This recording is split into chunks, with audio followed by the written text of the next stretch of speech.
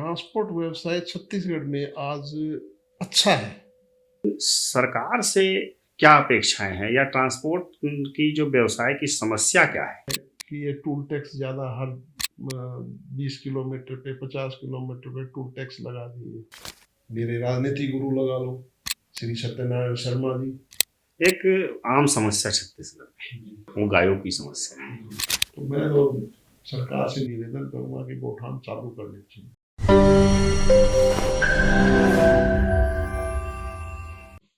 नमस्कार, मैं Krishna Kumar Sikandar, the Sikandar show में आपका स्वागत है।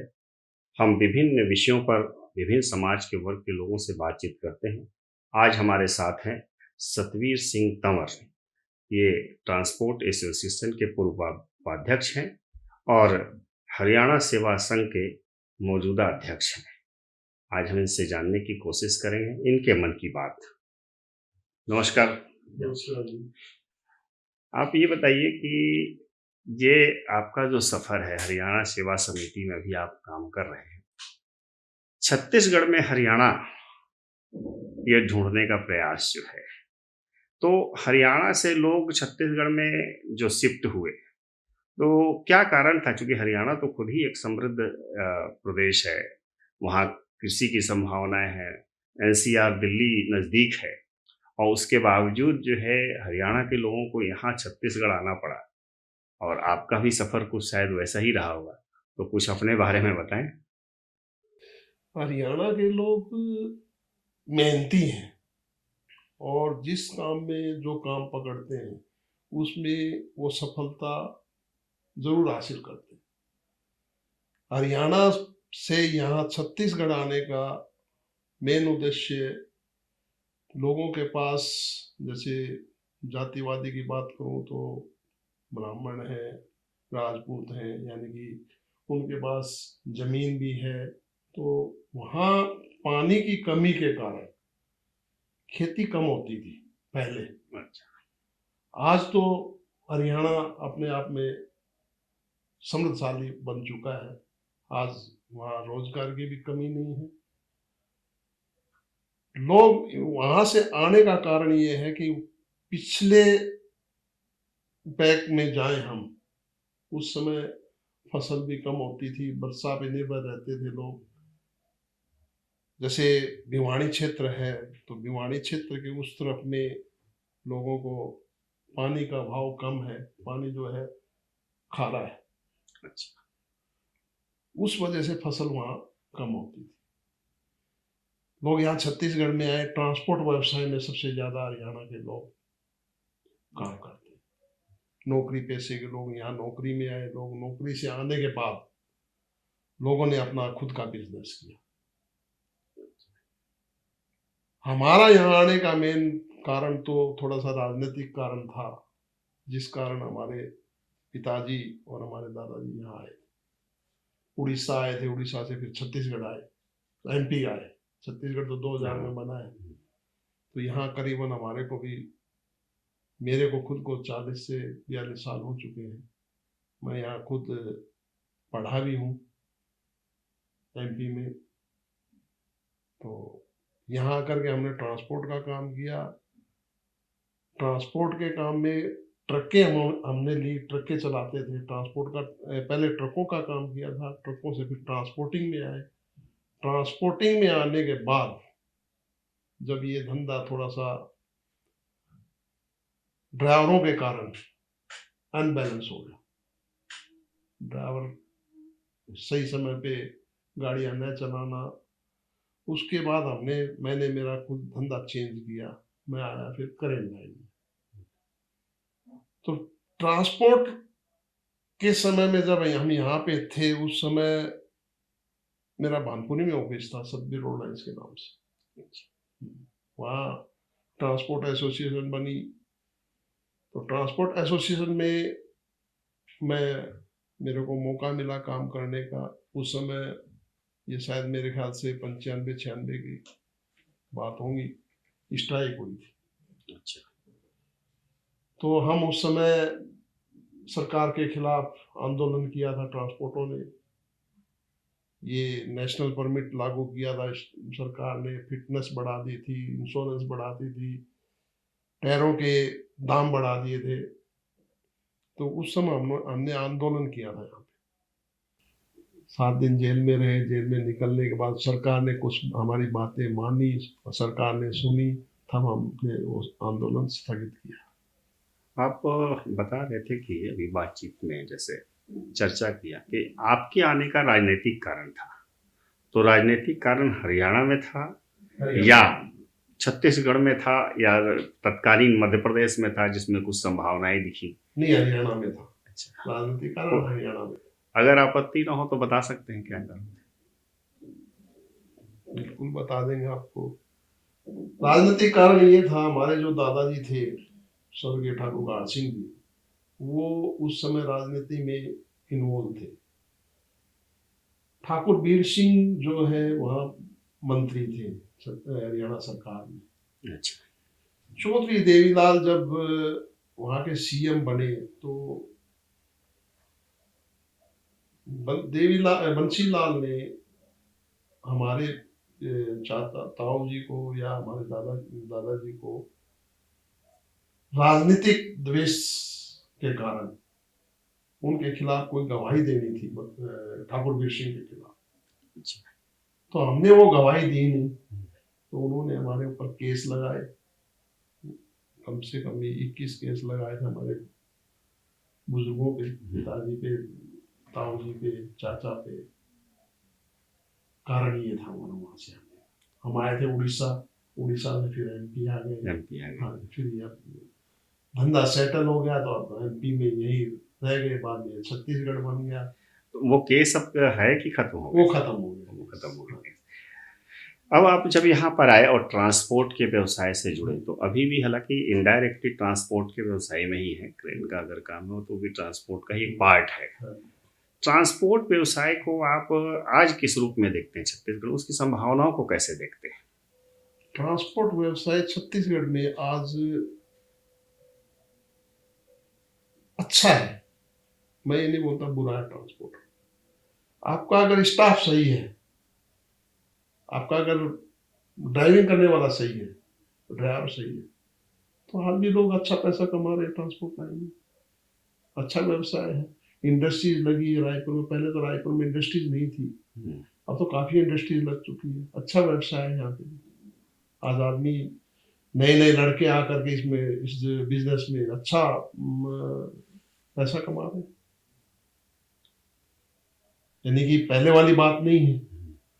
छत्तीसगढ़ राज्य बनने के बाद में यहाँ पर पे जो रोजगार लोगों को मिला है, काफी संभावनाएं हैं। आगे भी मैं तो ये सोचता हूँ कि इस लाइन में लोग बढ़ चढ़ के अपना काम कर रहे हैं। ट्रांसपोर्ट के व्यवसाय में अभी जैसे एक तो हुआ कि संभावनाएं तो बहुत अच्छी आप बता रहे हैं कि चूंकि उद्योग लगा वगैरह और लोग अच्छा कमा भी रहे हैं, लेकिन सरकार से क्या अपेक्षाएं हैं या ट्रांसपोर्ट की जो व्यवसाय की समस्या क्या है जिसके समाधान की जरूरत आज है? अभी सरकार से तो जैसे आप टैक्स ले लो, जीएसटी ले लो, ट्रांसपोर्टर को हर चीज से गुजरना पड़ता है।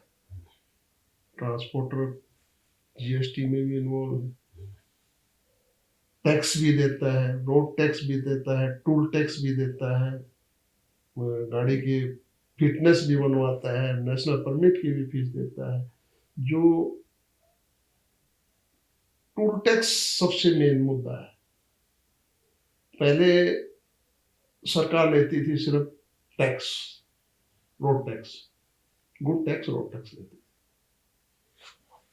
उस समय इतने टूल नहीं होते थे। देखो, सरकार ने कहीं ना कहीं ट्रांसपोर्टरों को गाड़ी चलाने के लिए रोड तो बनाया है, इसमें तो किसी प्रकार का डाउट नहीं है। पहले जो गाड़ियां, जैसे मान लो आप उड़ीसा कटक जाती थी तो कम से कम 2 दिन लगता था। आज गाड़ियां 24 घंटे में टच करती, आधे समय का बचत, आधे समय का बचत, समय की बचत हुई। खर्चा पड़ा है ट्रांसपोर्ट पर, ट्रांसपोर्टरों का भाड़ा जो है, गाड़ी का भाड़ा जो है, वो ज़्यादा बढ़ा नहीं है। अगर ट्रांसपोर्टरों का भाड़ा बढ़ जाए, ट्रांसपोर्टरों पे भाड़ा बढ़ने के बाद इनकम थोड़ी सी ठीक हो जाए। मेन सरकार का इसमें ये है कि ये टूल टैक्स ज़्यादा हर 20 किलोमीटर पे 50 किलोमीटर पे टूल टैक्स लगा दिए। रोड टैक्स की मार ज़्यादा पड़ी है ट्रांसपोर्टरों के ऊपर। परमिट भी फीस ज़्यादा बढ़ चुकी है। आज एक गाड़ी मालिक फिटनेस बनवाने जाता है तो कम से कम भी पहले नंबर लगाना पड़ता है, 2-3 दिन में नंबर आता है, गाड़ी खड़ी रहती है, तो कहीं ना कहीं तो नुकसान तो है उसका। अभी पिछले समय में गडकरी जी ने कहा था, ट्रांसपोर्ट मिनिस्टर है, उन्होंने कहा था कि 65 किलोमीटर से पहले या 65 किलोमीटर के बीच में कोई टोल नहीं होगा। तो क्या अभी भी है ऐसा टोल? लगता है कि इसके बीच में है टोल? बिल्कुल है। आप रायपुर से ले लीजिए, कुमारी में है, ध्रुव, कितना किलोमीटर, कितना डिफरेंस। आप इधर आरंग चले जाइए, कितना डिफरेंस, 60 किलोमीटर का डिफरेंस नहीं है। कुमारी और आरंग में कितना डिफरेंस है, 60 किलोमीटर। गडकरी जी ने कहा ठीक है, पर ये मनमानी तो सरकार की है ना। स्टेट गवर्नमेंट की हटा नहीं रही। कुमारी टोल टैक्स का क्या औचित्य है? इसकी टोल टैक्स जो है वो एनएचआई के अधीन आता है, चूंकि नेशनल हाईवे का मामला है, एनएचआई के अधीन आता है। तो एनएचआई तो सेंट्रल की एजेंसी है, नहीं, तो इसमें स्टेट का क्या इन्वॉल्वेशन है? एनएचआई के अंदर जरूर आता है। इसमें सरकार तो अपना पल्ला झाड़ लेती है। सेंट्रल सरकार एनएचआई के अंडर में आता है। रोड तो सरकार बोलती है ये नेशनल हाईवे का है, और उधर सरकार बोलती है स्टेट हाईवे का है। बात समझ में नहीं आ रही हमारे को। नेशनल हाईवे जो है वो हम जैसे रोड की संख्या से, जब भी हम गाड़ी चलते हैं जीपीएस लगाते हैं तो उसमें एनएच आता है, नेशनल हाईवे आता है, और उसमें एसएच भी आता है, स्टेट हाईवे भी आता है। तो ये डिफाइन है कि नेशनल हाईवे कौन है और स्टेट हाईवे कौन है। तो ऐसी स्थिति में ये कैसे हो सकता है कि एनएच के अंदर ही ये इस तरह की, अगर ऐसी स्थिति है तो क्या कभी संयुक्त रूप से ट्रांसपोर्ट एसोसिएशन से ट्रांसपोर्टरों की जो संस्थाएं हैं, इन लोगों ने कभी इसकी कोई विधिवत शिकायत की है? पहली बात तो ये चीजें ड्राइवरों को जानकारी में नहीं है। जितने भी ड्राइवर गाड़ी चलाते हैं उनकी जानकारी में नहीं। गाड़ी ड्राइवर जब गाड़ी लेके जाता है तो वो अपने समय की बचत सोचता है कि मैं कैसे ये माल गंतव्य स्थान तक पहुंचाऊं। टूल टैक्स में नियम ये भी है, आप 3 मिनट से ज्यादा नहीं रुक सकते। सेंट्रल गवर्नमेंट का नियम, कानून है, आप 3 मिनट से ज्यादा टूल टैक्स में नहीं रुक सकते। वहां रुकने के बाद में भी अगर 10 मिनट हो जाती है तो टूल टैक्स के जितने वहां मुनाइंदे हैं वो उस पर हैवी हो जाते हैं। वो अकेला आदमी क्या करे, सुनने वाला कोई नहीं। तो ड्राइवरों को जानकारी के अभाव के कारण तो ड्राइवर तो टोल टैक्स दे के जाएगा ही जाएगा। ड्राइवर तो चलिए, ड्राइवर तो मैं मान के चलता हूँ कि एक कड़ी है, ट्रांसपोर्ट का एक पार्ट है, एक सर्विस है, एक सेवा है। लेकिन बेसिकली जो है ट्रांसपोर्ट जो चलाते हैं, जो पूरा ट्रांसपोर्ट की व्यवस्था देखते हैं ड्राइवर, तो उसमें एक कड़ी है, एक मजदूर है, वो एक पार्ट समझ लीजिए उसका।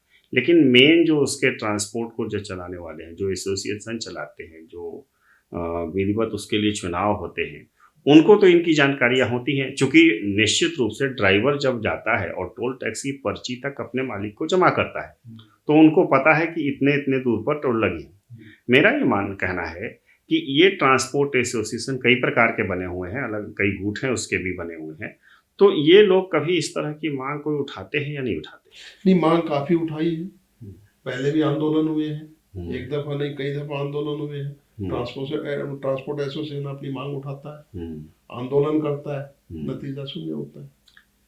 तो क्या यह बात वहां तक नहीं पहुंच पाती है जहां तक पहुंचनी चाहिए?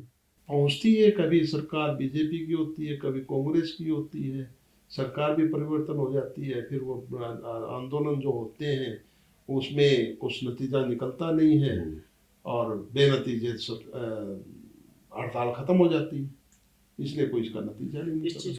आप तो समाज से भी जुड़े हुए हैं, हरियाणा सेवा समिति के जो संघ है जो भी उसके अध्यक्ष हैं आप। तो यहाँ हरियाणा के किस आबादी में रहने वाले लोगों की, मूल हरियाणा के लोगों की आबादी कितनी होगी लगभग, कोई अनुमानित संख्या हो? मैं तो अभी 6 महीने से इस पद पे आया हूँ, छत्तीस अध्यक्ष पद पे हरियाणा सेवा संघ में। इस बार हमारी ये कोशिश है कि हम इसका आंकलन कर लेंगे कितनी आबादी है, बाकी काफी आबादी है।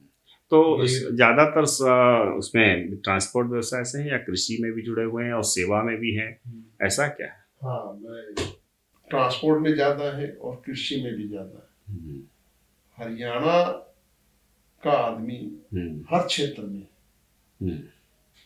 आप कृषि ले लो, बेरला, बेमेतरा, अहिवारा, ये क्षेत्र जो बड़े बड़े किसान बैठे हैं यहाँ, इन्होंने अच्छी यहाँ की जो भूमि थी उसको अच्छा उपजाऊ बना दिया अपनी मेहनत से, अपनी लगन से। अच्छा अनाज ले रहे हैं, अच्छी मेहनत कर रहे हैं। कुछ नए, जैसे या तो धान का कटोरा है कहा जाता है, तो क्या हरियाणा के किसानों ने कोई नई क्रांति की है, धान के कटोरे का स्वरूप बदलते हुए कुछ ऐसी फसल ली है जो ज्यादा लाभदायक है? यहाँ सबसे पहले तो छत्तीसगढ़ में एमपी जब था तो ये धान का कटोरा ही था, धान ज्यादा होता था। जब से ये हरियाणा से आदमी जो आए हैं, किसान आए, हरियाणा से भी आए हैं, गुजरात से भी आए हैं और आपके राजस्थान से भी, महाराष्ट्र के भी किसान हैं, हर क्षेत्र से किसान यहाँ आकर जो खेती किया है, जमीन लिया है, तो उन्होंने गन्ना भी बोया है, गेहूं भी बोया है, सब्जी का भी उत्पादन अच्छा किया है। यानी कि हर इस जमीन पे, छत्तीसगढ़ की जमीन पे किसानों ने अच्छा परफॉर्मेंस किया है। आप भी किसान परिवार से हैं, तो ये बताइए कि जो ये धान के अलावा जो बाकी फसलें हैं, तो धान को सिक्योरिटी क्यों मान के चलते हैं, बाकी फसलों की ओर क्यों नहीं ध्यान लग रहा है लोगों का? धान यहाँ एक तो साल में एक ही बार होता है, बारिश के टाइम में। जो कुछ क्षेत्रों में पानी भी है जहाँ 2 भी धान की फसल है। किसानों ने यहाँ आकर के ना 3 फसल लेना शुरू कर दिया, छत्तीसगढ़ के किसानों ने। पहले धान, गर्मी का भी धान होता था, सर्दी का भी, अब 3 फसल है। लेकिन सरकार खरीदी तो केवल एक सीजन का करती है, एक ही सीजन का खरीदी केवल एक सीजन का, वो टारगेट तय होता है, सेंट्रल पूल में इतना धान लेंगे, वो भी एक सीजन का होता है। तो बाकी धान का क्या होता है? वो कम होता है, गर्मी का जो धान होता है वो कम होता है।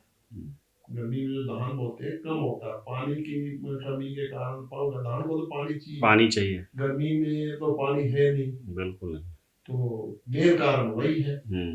अब बारिश का जो धान है वो ज्यादा होता है, सरकार उसी को खरीदती है। गर्मी में धान जो है कोई नहीं, पूरे छत्तीसगढ़ में लोग 50-40 किसान ही बोते होंगे मेरे ख्याल से। तो आप ये बताइए, जैसे अभी आप कह रहे थे कि हरियाणा के लोग, महाराष्ट्र के लोग, राजस्थान के लोग, बाकी जहाँ के किसान लोग भी आकर यहाँ जब खेती करने लगे तो खेती के स्वरूप में बदलाव आया है। वो दूसरी फसलें भी ले रहे हैं, धान के अलावा दूसरी फसलों पर भी उन्होंने अपना फोकस किया है। उसका असर क्या छत्तीसगढ़ के किसानों पर भी पड़ रहा है? क्या उसको देखकर वो कुछ भी नया करने के लिए सोच रहे हैं? बिल्कुल पड़ा है फर्क। यहाँ के छत्तीसगढ़ के किसान आप देख लो, चंदन की भी खेती कर रहे हैं। मैं देख रहा था 15 दिन पहले की बात है, एक वीडियो, चंदन की खेती कर रहे हैं। लोगों में उत्साह तो हुआ है खेती करने का, काफी संभावनाएं बढ़ी हैं इस क्षेत्र में, तो लोग वापस किसानों में, बड़े बड़े व्यापारी किसानों में खेती करने में आ गए। कुछ है तब तो आए हैं। मेरे ख्याल से तो लोगों का उत्साह है, तभी इसकी तरफ बढ़ रहे हैं। चलिए थोड़ा सा ट्रैक चेंज करते हैं। आपका परिवार राजनीतिक कारणों से आया, तो आपने कभी राजनीति में सक्रिय होने के लिए सोचा, या आपके समाज के लोग यहाँ राजनीति में सक्रिय होने के बारे में कुछ सोचते हैं? हरियाणा को कोई के लोगों का कोई कंट्रीब्यूशन इस सरकार के बनने या राजनीति में? मेरा पर्सनली तो देखो जी, मैं हमारे पिताजी वगैरह यहाँ आए थे, बिजनेस अच्छा चल रहा था, गाड़ी घोड़े का बिजनेस था, ट्रांसपोर्ट का बिजनेस था, मेरा भी इंटरेस्ट था राजनीति में, मैं कुछ इन्वॉल्व भी हुआ राजनीति में। जब ट्रांसपोर्टर की स्ट्राइक हुई तो मैं माननीय बृजमोहन अग्रवाल जी के साथ पहली मुलाकात हुई थी मेरी। तो उसके बाद थोड़ा सा राजनीति में हलचल भी हुई नहीं। उसके बाद में मैंने बिजनेस डाउन आया तो राजनीति छोड़ दी। मैंने आप मानते हैं कि राजनीति के कारण बिजनेस डाउन हो गया, या बिजनेस डाउन होने के कारण राजनीति छोड़ना पड़ा? अपनी कमी मानता हूँ बिजनेस डाउन होने में। जो ये किसी चीज पे ध्यान नहीं देंगे तो लॉस में जाए। ध्यान उधर चले जाता है, दिन भर बिजनेस में ध्यान नहीं देंगे तो कहीं ना कहीं अपनी कमी, इसलिए वो डाउन हुआ। फिर बिजनेस चेंज किए, फिर बिजनेस में फ्लो आया, ठीक काम किया बिजनेस में। कुछ जिम्मेदारियां थी, उन जिम्मेदारियों से मुक्त हुए। फिर हमारी मुलाकात हमारे पितामह राजनीति के, मेरे राजनीति गुरु लगा लो, है ही क्यों, मेरे को तो उन्होंने सिखाया, श्री सत्यनारायण शर्मा जी। उनसे मुलाकात होने के बाद में मैं थोड़ा सा राजनीति में सक्रिय हुए। आमतौर पर जो व्यवसायी वर्ग होता है वो किसी खास राजनीतिक दल से जोड़ने की बजाय वो चाहता है कि सबके साथ मेरा हित सदा रहे, क्योंकि जो राजनीति आज हो गई है वो क्या हो गई है कि इतना ज़्यादा दलीय कटुता है कि लोग मान, अच्छा इसी दल का व्यक्ति है तो मैं इसकी मदद क्यों करूं। तो आप जब सत्यनारायण शर्मा जी से जुड़े, सरकार बीच में कांग्रेस की थी, उसके पहले बीजेपी की सरकार थी, तो क्या ये कहीं कोई आड़े आया या कोई ये सब कुछ स्मूथ चलता रहा, कोई दिक्कत आई? मेरे को कोई दिक्कत नहीं। क्यों, मैं सिर्फ पार्टी विरोधी नहीं हूँ किसी का, किसी पार्टी के पक्ष में। व्यक्तिगत संबंध है, व्यक्तिगत संबंधों के कारण मैं राजनीति कर रहा हूँ। राजनीतिक रूप से व्यक्तिगत संबंधों के कारण, व्यक्तिगत संबंध, मूल रूप से आप सामाजिक जीवन जी रहे हैं। मैं सामाजिक जीवन में ही ज्यादा इंटरेस्ट रखता हूँ। सामाजिक जीवन में कोई ऐसा काम जो आपने किया हो जो लोग याद करते हो? काफी काम किए। मसलन एक तो हम हर साल मेडिकल कैंप लगाना, ब्लड डोनेशन करवाना, भंडारा करवाना, कुछ न कुछ मैं करते रहता हूँ। लोगों की हेल्प करना मेरा एक परम देह है। मेरी जहां तक इच्छा होती है, किसी को तकलीफ हो, मान लीजिए थोड़ा सा कोई गरीब आदमी डेथ कर जाता है, तो मेरी जहां इच्छा होती है उसकी हेल्प कर मैं करता हूँ। तो ब्लड डोनेशन कैंप जो लगता है तो उसका एक नियम होता है जी। वो नियम के तहत कि कितने ब्लड लेने हैं, किस ग्रुप के कहाँ संचय होंगे, वो फिर आप कैसे मैनेज करते हैं? मैंने जितने भी ब्लड कैंप लगवाए हैं वो टोटल मैकारा के थ्रू लगवाए। अच्छा, मैकारा को ही हमने ब्लड डोनेशन दिया है। अच्छा, सरकारी संस्था है, वो तो इतनी इंक्वायरी करने की जरूरत नहीं। हाँ, वो तो खुद ही उसकी जांच करके। हाँ, अपन ने मैकारा को ही ज्यादा ब्लड डोनेशन दिया। एक आम समस्या छत्तीसगढ़ में वो गायों की समस्या है।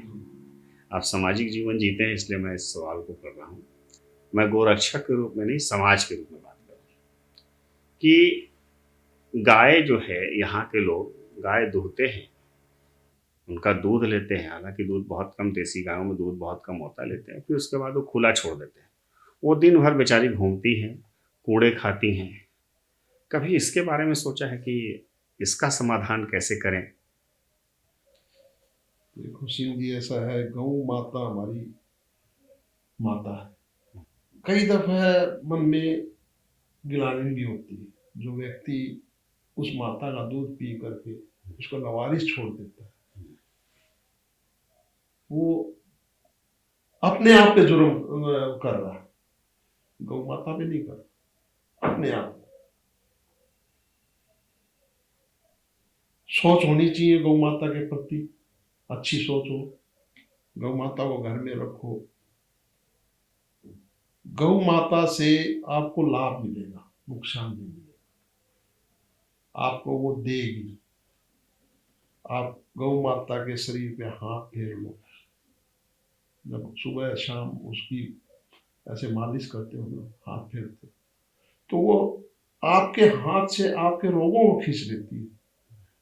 जब आप हाथ हटाओगे तो वो काले पड़ जाएंगे आपके हाथ। देखना कभी आप कोशिश करके, तो वो उसका स्पर्श करना ही मनुष्य के लिए बहुत बड़ी चीज है। मैं तो बोलता हूँ गौ को अपने घर में रखिए, अच्छी सेवा करिए गौ माता की। और सरकार ने, जैसे पिछली सरकार ने कुछ किया था गौ माता के लिए, गौठान, आज वो बंद पड़े। तो मैं तो सरकार से निवेदन करूंगा कि गौठान चालू करने चाहिए, गौओं की रक्षा करनी चाहिए। जब हरियाणा सेवा समिति संघ जो भी है आपकी, उसके माध्यम से जब आप मीटिंग करेंगे, तो इस समस्या पर क्या समाधान हो सकता है, उस पर भी विचार करें? समाधान तो देखो करना आपको और हमको, आम आदमी को, दूसरा कोई करने नहीं आएगा। गौ माता के लिए जो करना है हमारे को करना है, जितनी भी जनमानस है उसी को करना है। अगर आदमी अपने घर में कुत्ता पालने के बजाय गौ माता पालने लग जाए, तो मैं बोलता हूँ यही स्वर्ग है। लेकिन क्या शहरी जीवन में, जहाँ लोग 2 BHK, 3 BHK, 1 BHK की बात करते हैं परिवार के रहने के हिसाब से, क्योंकि ये तभी संभव है जो यहाँ बेड़ा कहते हैं, कहीं आंगन कहते हैं, तो उस तरह की जगह होती है, तभी लोग गाय पालन कर सकते हैं। तो ये समस्या तो है शहरों में। बिल्कुल। तो इसका समाधान क्या हो सकता है? पहले पुराने जमाने में जाएंगे अपन, हर घर में गाय होती थी, 2, 4, 6, 8, 10 गाय होती थी। शहर में तो नहीं होती थी। शहर में कहाँ होती थी? बाहर। शहर छोटे थे, अब वो बड़े रूप ले लिए। तो इसमें सौर समाज आकर के अगर इन्वॉल्व हो तो इसका समाधान हो सकता है। क्योंकि अब तो गाय की जगह गाड़ियां हैं, दरवाजे पे गाड़ियां हैं, अब गाड़ी खड़ी करने के लिए जगह है, गाय बांधने के लिए जगह नहीं है। समस्या वो भी है। वही का कि तो जो जगह है गाड़ी खड़ी हो रही है, गाय तो वो नहीं खड़ी होती है। समस्या तो है, इसका समाधान होना चाहिए, हम तो इसके पक्ष में हैं। अब गोरक्षक जितने हैं उनको आगे आते भी हैं, करते भी गोरक्षक बेचारे सेवा, ऐसा नहीं करते। अच्छा, समाज का एक दूसरा अंग है कुत्ता, जो स्ट्रीट डॉग, जिस पर अभी सुप्रीम कोर्ट ने भी फैसला दिया कि स्ट्रीट डॉग को हटाओ, खाली करो, दिल्ली खाली करो। उसकी आड़ में पूरे प्रदेश में अब हाल में रायपुर नगर निगम ने भी उन कुत्तों को पकड़ पकड़ कर ले जाकर उनका टीकाकरण कर दिया। हालांकि स्ट्रीट डॉग के कई फायदे भी हैं। गलियों में वो रहते हैं तो कभी सन्नाटापन नहीं रहता है। आप मोहल्ले के हैं तो बाहर के लोगों को थोड़ी दिक्कत हो सकती है, वो है ही, अनवांटेड लोगों को वो भूखते भी हैं, इसमें कहीं दो राय नहीं है। और तभी खूंखार होते हैं जब उनको भूख लगती है, खाना नहीं मिलता है। खाना उनको मोहल्ले से मिलता है, मोहल्ले की रक्षा करते हैं, वो रहते हैं तो चूहे सांप नहीं होते हैं। एक समय के बाद जिनका ऑपरेशन हो गया, नसबंदी जिनकी हो गई, अब तो बच्चे नहीं होंगे, तो करीब 8 साल 10 साल के बाद स्ट्रीट डॉग खत्म हो जाएंगे। और ये जैव विविधता का भी मामला है, इसको कैसे देखेंगे? हमारे बुजुर्गों ने एक बात कही थी, घर में जब खाना बनता है ना, एक गाय की रोटी एक कुत्ते की रोटी नहीं बनती। कुत्ता भी वफादार है, पर जो हमारे बुजुर्ग थे, कुत्ता रहता था बाहर, घर में नहीं रहता था, बाहर ही रहता था वो कुत्ता, और वहीं बैठ करके वो पूरे रखवाली करता था घर की। वफादार होता कुत्ता, मैं ये नहीं मानता वफादार होता कुत्ता। तो ये अगर सरकार ने नसबंदी की है तो क्या है, एक बार कुत्ता जब एक तो नहीं जनता, कम से कम भी 8-10, वो तो 6-6 महीने में उनके प्रजनन क्षमता है, तो उसमें तो समस्या तो है ही। और इसका समाधान अगर सरकार अगर सब में अगर नसबंदी कर देगी तो ये जाति खत्म हो जाएगी। वही जब रोटियां बनेगी, एक गाय के लिए, कुत्ते के लिए, जब कुत्ते ही नहीं बचेंगे तो रोटियां खाएगा कौन? बात तो बिल्कुल आपकी जायज है, पर नसबंदी करवाना भी गलत है, मैं ये बोलता हूँ, मेरी सोच तो ये। बाकी आप सरकार की मर्जी। इस समाज की भी जिम्मेदारी कुछ होती है। समाज की जिम्मेदारी है, समाज उस पर बात करे, सामने आए। क्या आपको नहीं लगता कि समाज को खुद चाहिए कि हम अपने गली मोहल्ले के कुत्तों की रेबीज के टीके लगाने की व्यवस्था करवा दें? खतरा इसी चीज से होता है ना, कि गली का जो कुत्ता है उसके रेबीज के टीके नहीं लगते हैं, जिसके कारण अगर वो किसी को काट लेता है तो रेबीज का खतरा रहता है। तो अगर मोहल्ला ही और समाज ही तय कर ले कि मेरे ये रक्षक हैं, ये मेरे वफादार हैं, तो हम इनका टीकाकरण करवा दे, सर्टिफिकेट रखें, भाई आप इसका नसबंदी नहीं कर सकते, टीकाकरण हमने करवा दिया है। और सरकार तो टीकाकरण फ्री करती है, हम उन्हीं के सेवा का इस्तेमाल कर सकते हैं। तो कोई ऐसा मुहिम चलाया जा सकता है, कुछ ऐसी प्लान बनाई जा सकता है। समाज के अग्रणी सामने आकर के समाज को ये मुहिम चलानी चाहिए। ये बेजुबान जानवर बोलता नहीं, सुनता है, सूंघता है, वफादार है, तो इसके प्रति जागरूकता जरूरी है। बताओ सामाजिक कार्यकर्ता, मैं उम्मीद करूं कि आप कुछ इस पर पहल करेंगे। मेरी कोशिश रहेगी, करूंगा। आपसे बड़ी अच्छी बातचीत हुई, बहुत विभिन्न पहलुओं पर बातचीत हुई, और इसके लिए आपका बहुत बहुत धन्यवाद। आपका बहुत बहुत धन्यवाद, आपने मुझे इस लायक समझा, आपने अपने स्टूडियो बुलाया, मैं आपका बहुत बहुत धन्यवाद करता। अभी आप सतवीर सिंह तंवर जी से हमारी बातचीत देख रहे थे, और हमें विभिन्न विषयों पर अपने मन की बात उन्होंने कही। आगे भी इस तरह के संदेश और संवाद को आप देखते रहना चाहते हैं तो हमारे चैनल को सब्सक्राइब जरूर करें और लाइक भी करें, और कुछ अगर आपको सुझाव लगता है तो कमेंट बॉक्स में कमेंट अवश्य करें। नमस्कार।